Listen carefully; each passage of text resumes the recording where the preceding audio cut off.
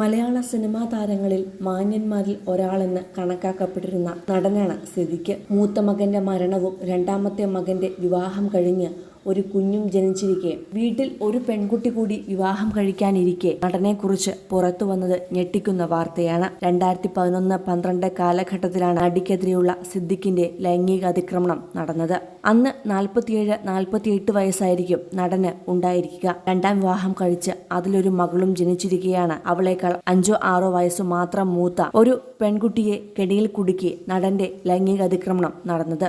നടിയുടെ വെളിപ്പെടുത്തലോടെ സ്വന്തം ഭാര്യയ്ക്കും മക്കൾക്കും മുന്നിൽ പോലും അവരുടെ മുഖത്ത് പോലും നോക്കാനാകാത്ത വിധം മുറിയിൽ കതകടച്ചിരിക്കേണ്ട അവസ്ഥയിലാണ് നടനുള്ളത്. പുറത്തേക്ക് പോലും ഇറങ്ങാൻ സാധിക്കാത്ത വിധം ഭാര്യയും മക്കളും. മകന്റെ കുഞ്ഞിന്റെ പേരിടൽ ചടങ്ങും മറ്റും ഗംഭീരമാക്കാനുള്ള ഒരുക്കങ്ങൾക്കിടെയാണ് കുടുംബത്തെ തേടി ഈ അവസ്ഥ എത്തിയത്. മാത്രമല്ല വിവാഹപ്രായത്തിലേക്ക് അടുക്കുകയാണ് നടന്റെ മകളും.